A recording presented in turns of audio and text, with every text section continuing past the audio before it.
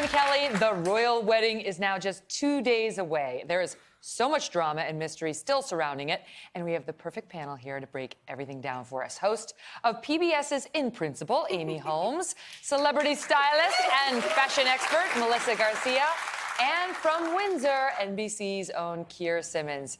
Welcome to you all. All right, Keir, let me start with you because you are on scene there. Yeah. And, I mean, are the Brits finally getting excited? You know, we've been talking about how the Americans are excited, but are the Brits finally getting there? Yeah, people are getting excited. You know, I'm excited to see you here, Megyn. And, you know, there are royal souvenirs everywhere you look. You can see that the media are gathering. You know, it is a little bit like an American army landing here to back Meghan Markle as she gets married into the royal family. So it is going to be a great day. And I think I hope that we get a little bit better weather than we're having right now. Some nice blue skies. That is what is predicted.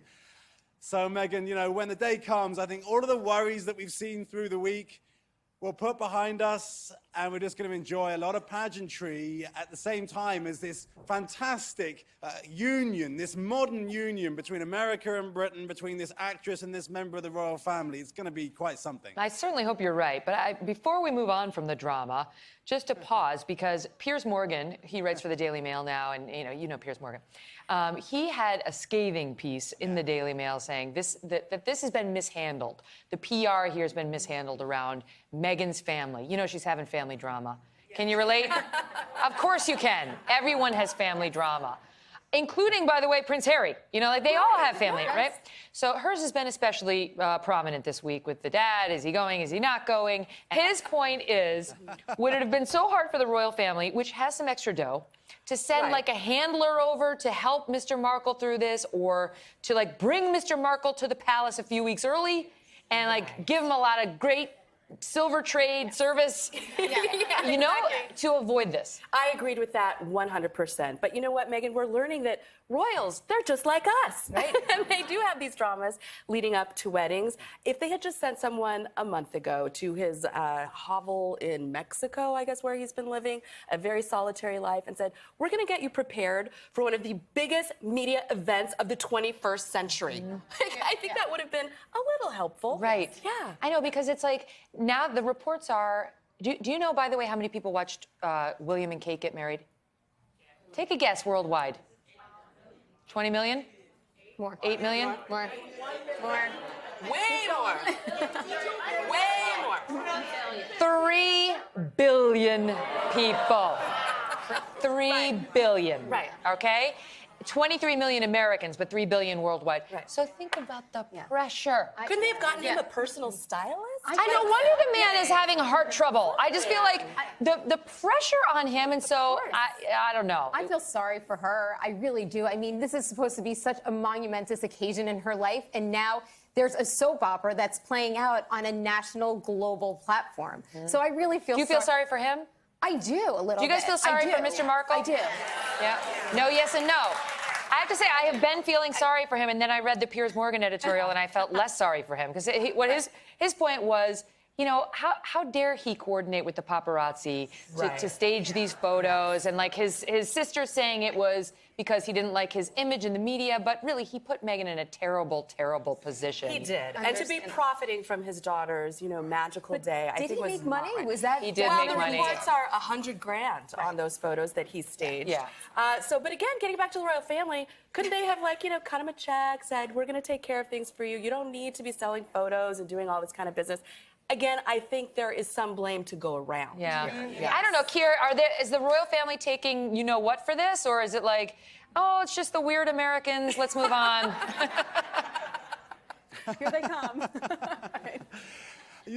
Look, you know, Megyn, I think when you look back at history and almost everything, we find out that what was happening behind palace walls is not necessarily what we thought. So we should say that. I think the idea that the royals aren't trying the best they can and that the Queen isn't trying to help and be as supportive as she can be is unlikely. I'm sure she is. At the same time, the royals constantly get criticized for this, don't they? It's somehow not being able to reach out there and help those, not just the immediate people who are perhaps joining the family, but the relatives and the friends and everybody else who gets subject to this intense scrutiny. I mean, you know, when it comes to Piers Morgan, he likes to get down in the mud and wrestle with people, and he doesn't mind if he gets covered in mud too, right? So That's right. throwing names, maybe that's good, maybe that's bad. It was a provocative piece. Now, listen, speaking of dough, right? We're talking about money. Provocative. Meghan Markle's dress is going to be expensive, right? We know this.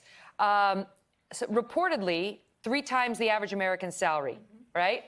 Reportedly. So these are, but what was interesting to me is the tradition there is that the bride will pay for it. She's going to pay for her own dress. So they're saying, sources are saying that Ralph and Russo are going to design her dress. They're the ones that actually designed, remember her engagement photo shoot? They're the ones that designed her gorgeous engagement dress. So that's what sources are saying. And again, they're saying that traditionally the bride, that's the one thing that they pay for. I don't know if she's actually paying for it, to be honest with you, because these days... She's coming into some money out here. She just a little bit of money. Right, but the truth is her dress is going to be actually close to 4 times less than Kate Middleton's, if sources are true. Huh? So, That's a nice spin on it. It's $135 grand. And Kate Middleton's was $435,000. She could have got it for like $600 bucks at David Bridal. Easy, done and done. It's amazing. They're beautiful gowns. They actually are. And They are pretty. They're gorgeous. And Megyn, I have to say, like, Meghan Markle having $135,000 laying around to pay for a bridal gown, I'm like, I couldn't even pay for a prom But dress. she's a successful Like, TV actress, you know? I'm sure they were paying her well for suits. She obviously saved her pennies. I know. Exactly right. So Keir, what are we expecting now? So the big wedding happens on Saturday afternoon. Then they have the first small reception, the second smaller reception after that. And then do we know about the honeymoon? Yes. We don't know about the honeymoon, Megyn. We know that they're going to spend the first night in Windsor Castle behind me there. I suspect, if you were going to ask me to, you know, try and guess, is that they'll go to Africa. I was in Africa, in Botswana, just a few weeks ago at the safari camp where Harry and Meghan fell in love on their 3rd date. It is very special, but what the royals really love about Africa, and they've been doing this for generations, is that they can get away from all of this scrutiny, of all of these cameras. They've got friends there, and they can really relax and enjoy themselves. So that would be my prediction. When it happens, though, is another question. Of course, through Saturday, you know, this being Harry, and I think this being Meghan, there will be a big party. So Sunday morning, they may feel a little fragile. Yeah. Well, you know, it's funny because they're staying at Windsor Castle honeymoon. on the wedding night, which really means they're staying at his grandma's house. Yes. Where all great wedding nights are spent. But I have another question for you, Keir. She's not going to be princess. She's going to be duchess. And does she ever become princess, or is she secretly princess? We just don't get to call her that.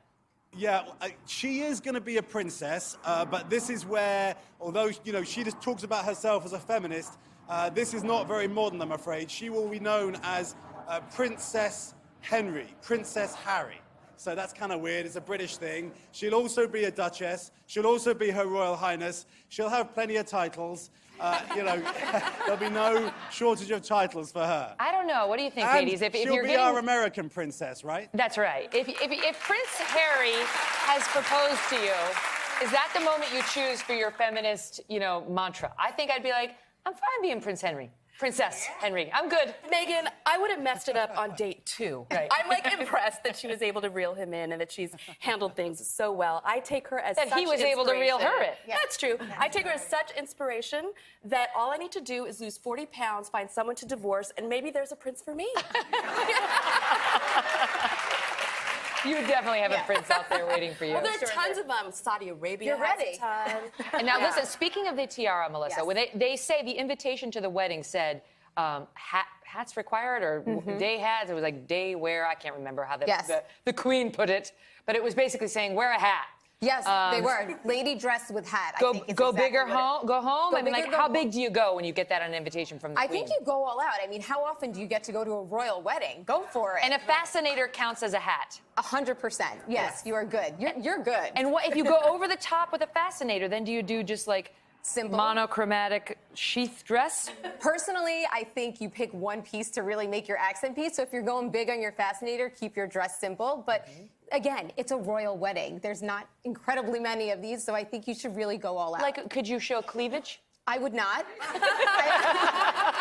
I wouldn't show cleavage, and also the hemline again is something that you should really be concerned with. So wear a longer dress. Oh, they were Although, let's talking about. remember, Yes. Pippa, she went sexy. Well, for her Pippa's sisters. butt was like Yes, it was like the that was butt the scene headline. around the world. Everybody wanted it. You know what I mean? We learned this the other day. The royals are taught to never show cleavage, and so if you know how when you get out of the car. So Princess Diana would always put her purse up there, which I thought was a great tip. Yeah, Right? that's a great tip. Tip, I said tip. You put the purse right there. You're funny. All right, so I think we've covered the landscape. We know how to behave ourselves like royals, and now we just have to go off and do it. Thank you both so much, Thank you, Keir. Megyn. Thank you as well. See you across the pond. Enjoy London. Yes. Thank you very much. Hello, Today fans. Thanks for checking out our YouTube channel. Subscribe by clicking that button down there and click on any of the videos over here to watch the latest interviews, show highlights, and digital exclusives.